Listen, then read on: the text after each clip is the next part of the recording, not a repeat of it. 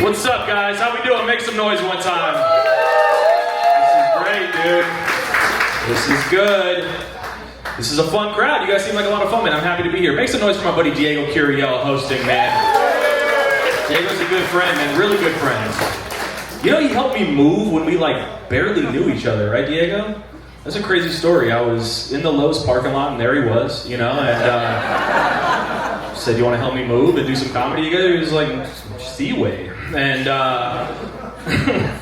and he's also a good friend, all things considered, because we became friends very quickly because we had common interests, and he invited me to a traditional Hispanic family get together, and he was like, don't bring anything, we got it all, don't worry about it. And I just felt weird showing up empty-handed, so I came with a big bag of ice, and I was like, I brought ice, and everybody ran. His abuelitas rolled their ankle. It was really sad, and we're still friends though, so it's nice.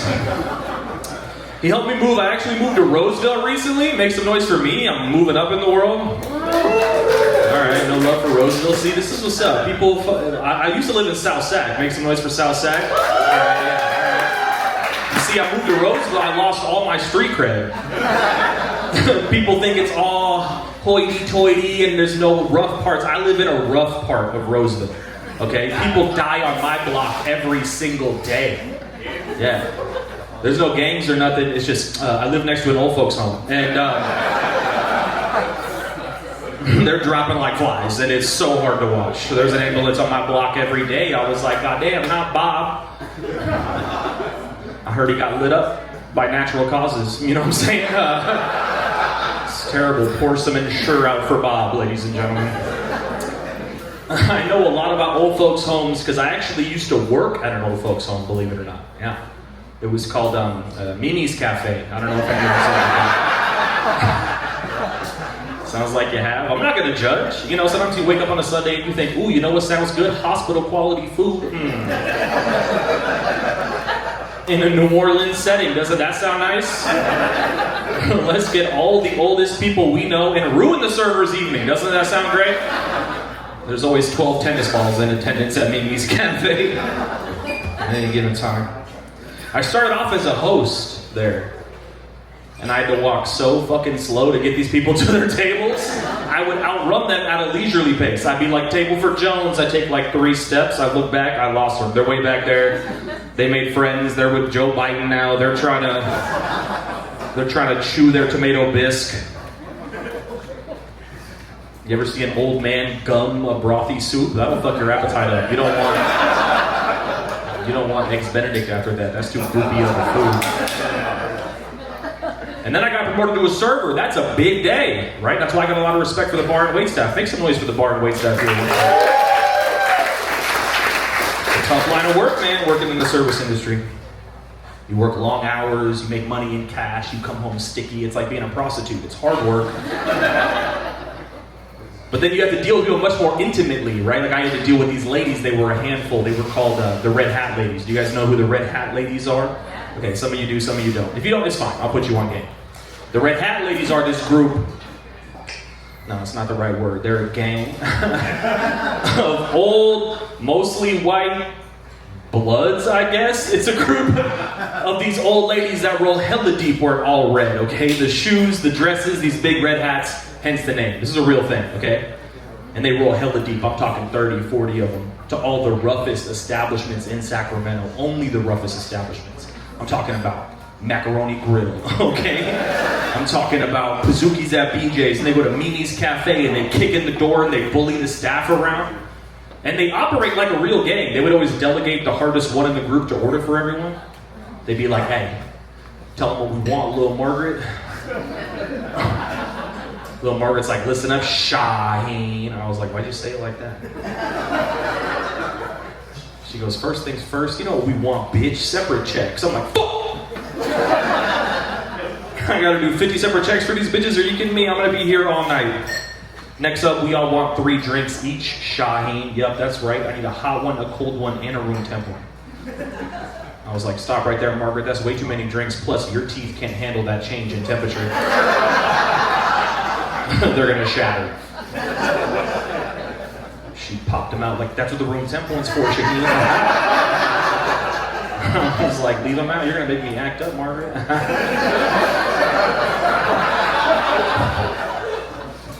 I wouldn't do that.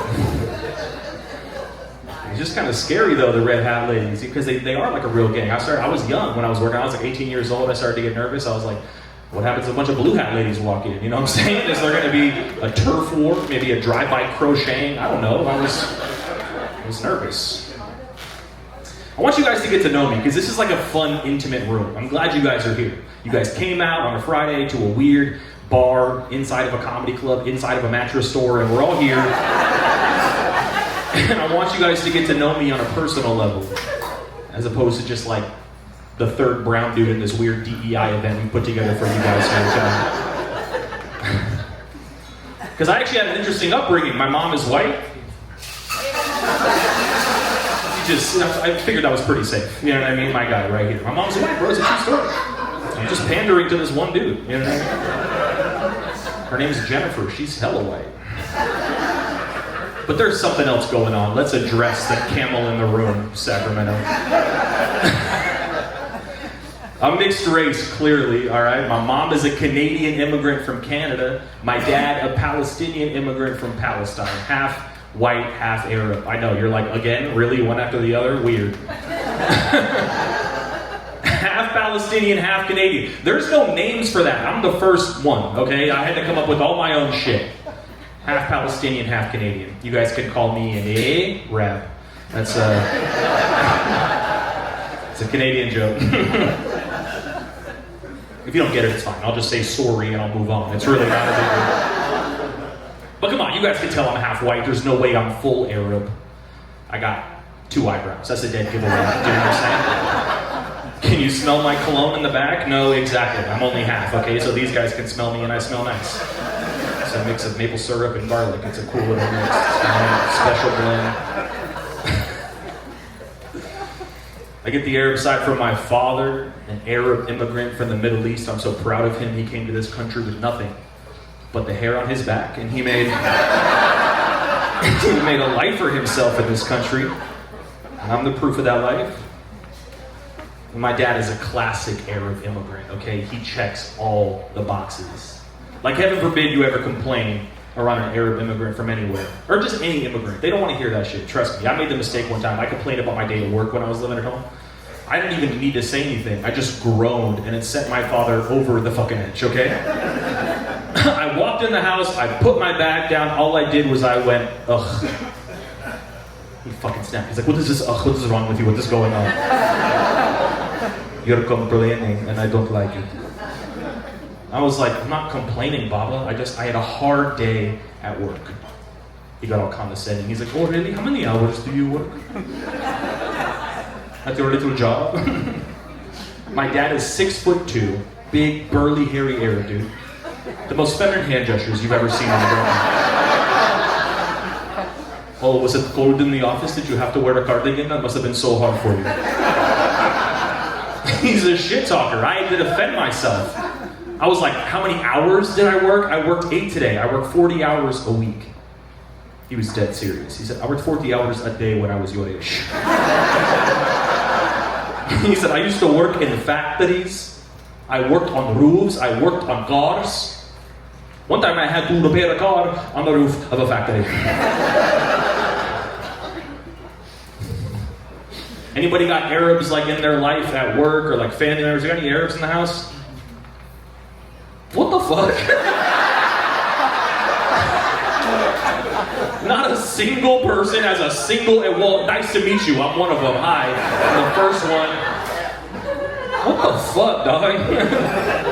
Man, your potlucks must suck ass. No hummus, no kebabs, everything's dry. I feel bad for y'all, dog. We got good ass food, man. You guys should meet some Arab people in your life. Alright, well, since I'm like introducing you to them, let me tell you that my dad, that impression I do of my father, I'm not zhuzhing it up. That's what he sounds like. Okay? Arabs mix up our B's and our P's. And it's objectively hilarious. I give you all permission to laugh. There's no other Arabs in the room tonight. You guys can have fun with it, okay? I like to call them out on it, the B and the P thing. We'll be in the kitchen. I'll be like, Habibi, my son, listen to me. That's how he starts every sentence. He's super fucking dramatic. Habibi, my son, listen to me. Will you pass me the peanut butter? He said. He said, peanut butter, pass it to me, please. I want to spread it on my bread. I said, I'm sorry, Baba, do you mean peanut butter? He's like, shut up, I mean peanut, shut up, you know what I mean. I will punch you. That's the exaggeration. My dad would never threaten him. He was too smart for that. What he would do is he would stick his fist out, he would say, put your face here. That was his way around any potential legal action, you know what I mean? Like, officer, I swear to God, I stuck my fist out, he just ran right into it. It was in the hands of Allah at that point, and who am I to argue with Allah? I'm just a man. Yeah. He also can never get movie titles right, my father. But he loves movies, he's a big movie buff, and he watches them on, he still has one of those black boxes from 1990. Do you guys remember those things? No one knew how they worked. You plug them into your wall and you're like siphoning off channels from your neighbors and shit. It's like you could watch whatever they're watching. It was like next level shit.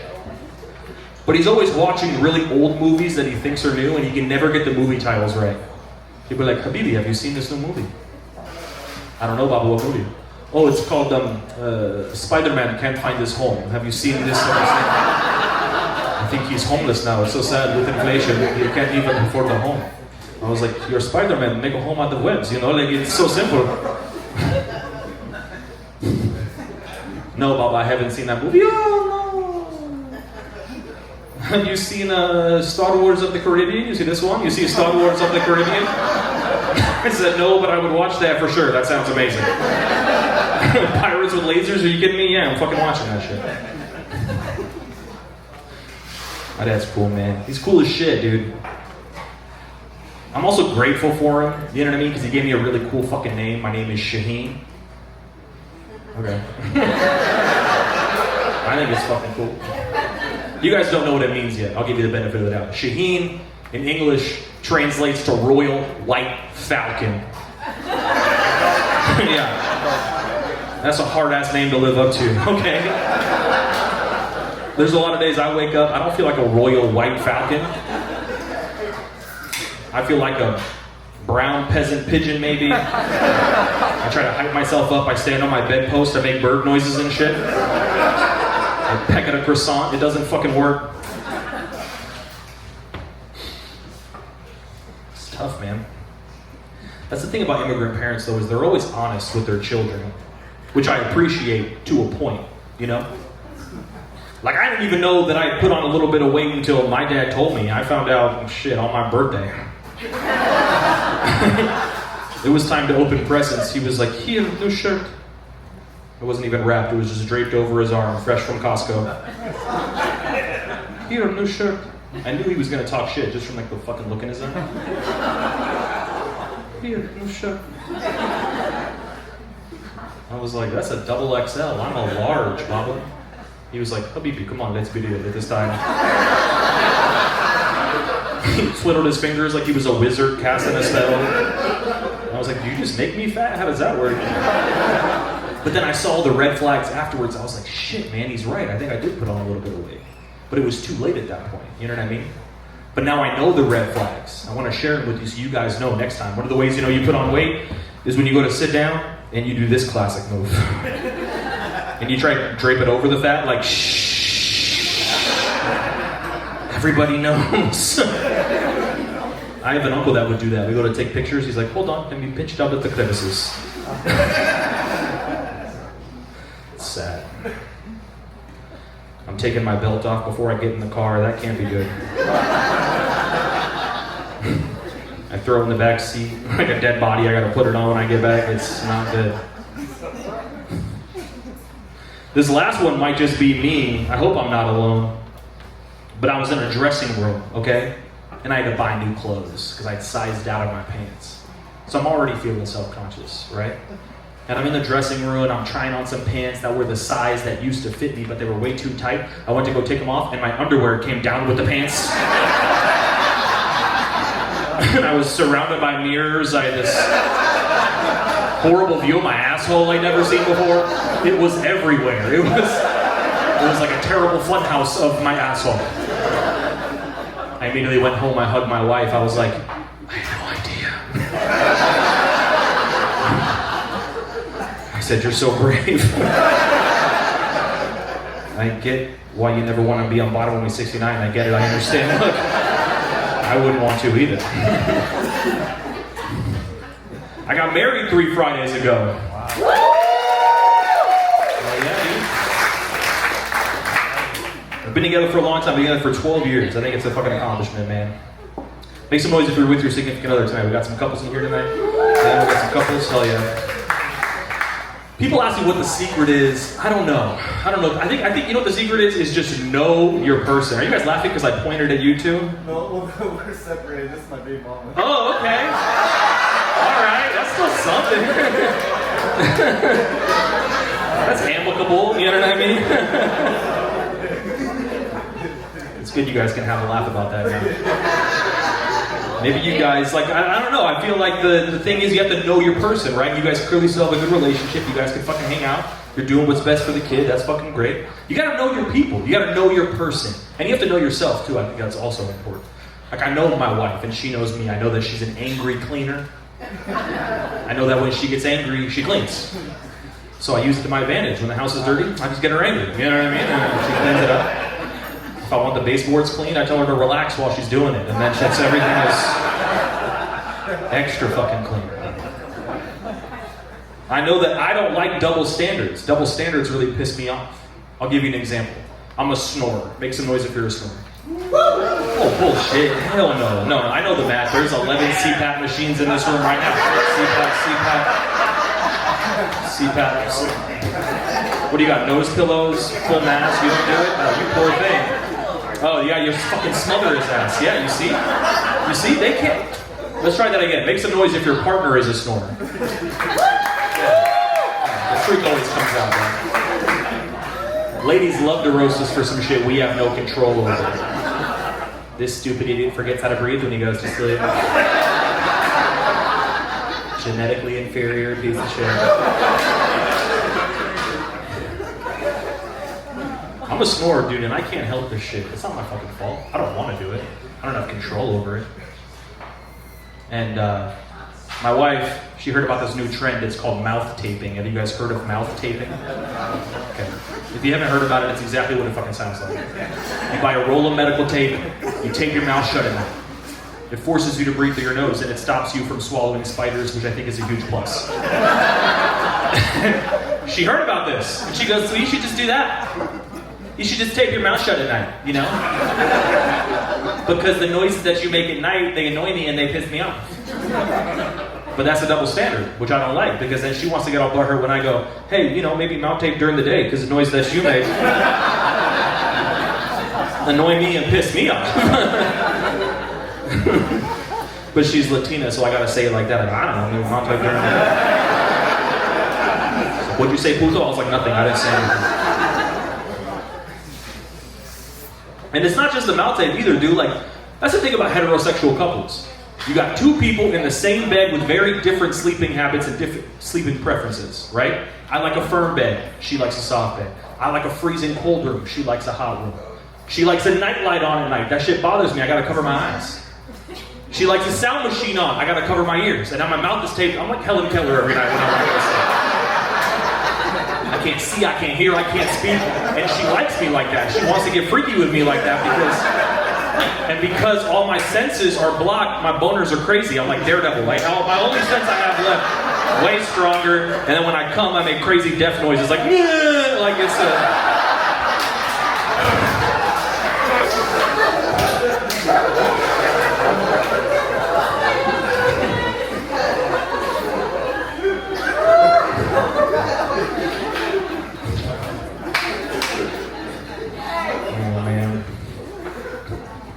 And it's not the first girl I dated. You know, I've dated girls from every color, creed, ethnicity.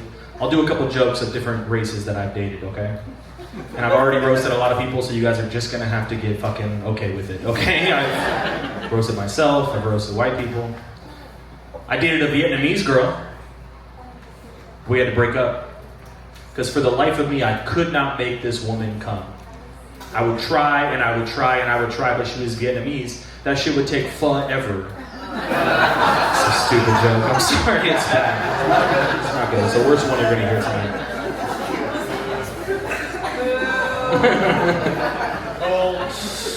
I've never gone so quickly from applause to booing. That's crazy. You guys turned on me so quickly. And I know her. That's the crazy part. It's always the ones you know. I dated an Eskimo. There's not a lot of those, but I found one. She gave me my first Eskimo blowjob. Yeah, they don't put it in their mouth, they just bat it with their nose.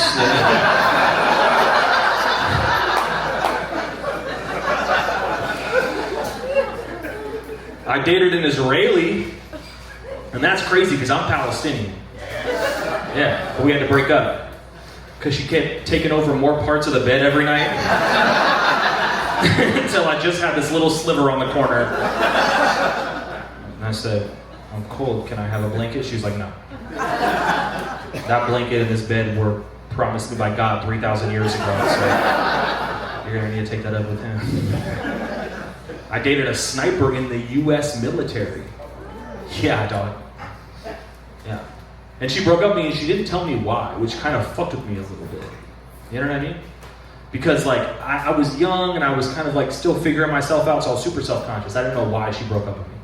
And I didn't want to be crazy or nothing, but I needed closure. So one day I just happened to run into her at the grocery store and she like freaks out. I'm like, relax. I come out the potato chips. I'm like, relax. I'm not trying to scare you. I just need to know what happened. And she was like, this is super awkward, but look, I'm a sniper. You're Arab. It felt like I was taking my work home with me.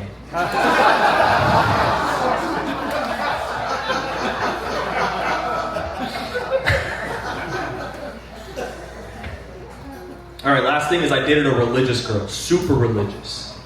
And she used to make me thank God before anything good happened to me. Before I open presents, before I take a bite out of my food, she's like, hey, stop. You need to thank Jesus before you eat that. The only reason that's here is because he's here. I was like, first off, these are strawberries, and I think his name was pronounced Jesus, not Jesus. But that's a conversation for another day. But also, don't try to push your shit on me. I'm trying to enjoy my food, trying to open presents, and you're you're ruining the moment. And I wanted her to know how that felt. So one day we were having some sex. And it's getting to that climax, I can tell by the noises she's making. She's like, oh my God, don't stop. Oh my God, don't stop. Right before it's about to happen, I pulled out, grabbed her by the hands, and I was like, Lord, thank you for this orgasm. And she's about to receive. Didn't go over so well. It's not all bad.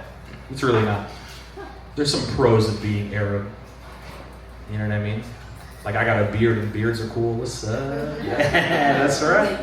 A lot of my white friends get jealous. Dude, sick beard, it connects. That's crazy. Tell them, yeah, it's cool now, Travis. Wasn't so cool in 3rd grade. Okay, fuck it up. Was not. Everyone was like, who's this 33-year-old in 4th grade? Is he a teacher? Why is he in the small desks?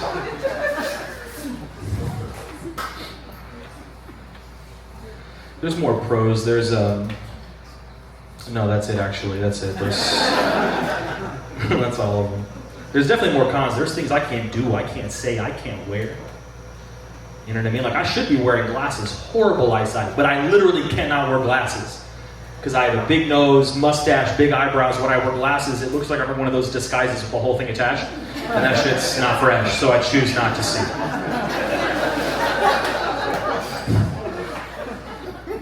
There's things I can't say as an Arab dude. I used to host my own comedy shows.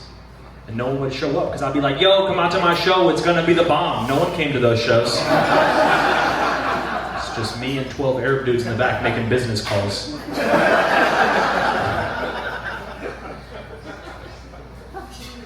You guys have been really cool, man. You guys having a good time? You guys good? You guys are a lot of fun, man. You guys are a lot of fun. It's not always like this, especially when I do kind of that more kind of, tiptoeing into the darker shit about being Arab. A lot of audiences' buttholes, they get real tight. I did a 9/11 joke in Grass Valley on 9/11, 2024, yeah. And I've had all the buttholes go like this. Sucked all the air out of the room. I just stopped the show. I was like, guys, look, I get it. I'm an Arab comic, I'm up here, I'm making jokes about 9/11 on. I can accept the significance of that. But let's not forget, I'm an American, okay? I was born in this country. I pay my taxes, I watch football, I stormed the Capitol, I'm an American. And I remember where I was on 9/11, we all do. I was in 6th grade. My grandfather, who lives in Canada, called my mom. He said, hey, I don't know if you see what's happening, but there's a terrorist attack in New York. They're saying that it's Muslim Arabs. You have the only Arab kids at Oak Grove High School. Maybe don't send them to school today. I don't want them to be harassed. So we didn't go to school that day. We actually didn't go to school for that whole week, which in retrospect, way more suspicious. You guys were a lot of fun. My name is Shaheen. Thank you guys so much.